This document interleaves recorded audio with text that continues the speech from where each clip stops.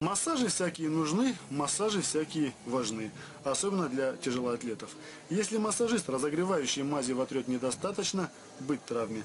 Накануне Олимпиады надо быть внимательным вдвойне, а спортсмены пусть пока обсудят не менее животрепещущую тему – бриться или не бриться Акаеву перед приглашением в Кремль. Не будешь? Почему? Выездом побоюсь. Так, Кремль так не Не поедешь? Не видал? Не знаю, если не обязаловка, я не поеду. На ваших глазах Дмитрий Клоков доказывает, что штангисты народ гутоперчивый и гимнасткам в растяжке уступают немного. Я же пришел вообще не капитально. А? Капитально растет. Главный тренер мужской сборной Давид Ригерт очень серьезен. На него это не похоже. Может, проблемы в команде? Проблем нет. Именно наулыбался, может быть, лимит выбрал.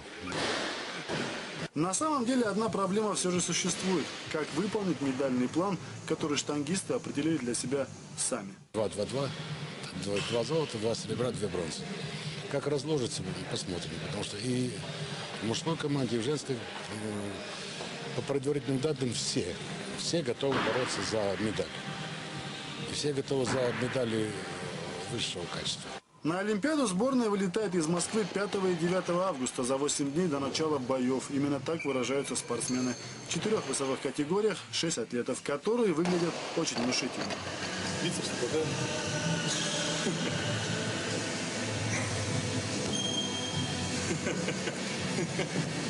Бодибилдинг.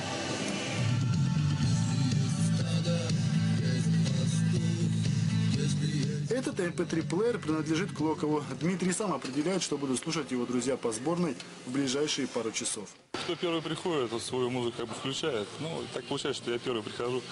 Вот, поэтому это на мне висит это диджейство. Бронзовый призер Афин Олег Перепеченов свои подходы записывает на видео. Он единственный из нашей сборной, кто использует видеокамеру. Я фиксирую для того, чтобы потом смотреть. Ну, все-таки движение быстрое, а потом где-то какие-то, может, нюансы. Может, неправильно. Штангисты с большим пиететом относятся к своему залу. И не только из-за того, что отсюда прямая дорога в Пекин. Все, кто здесь находится, для них зал это даже не работа. Это больше, чем хобби. Это работа, от которой мы получаем огромное удовольствие. Поэтому где нам еще находиться, как не в зале? И помимо еще удовольствия нужно будет медали провести. Но это уже это бонус. Это бонус за наше удовольствие. Вот эти лямки из очень прочного материала атлеты рвут в течение 3 недель. То же самое россияне планируют сделать это со своими соперниками на помостах в Китае. Мурат Латипов, Иван Попов, Вести.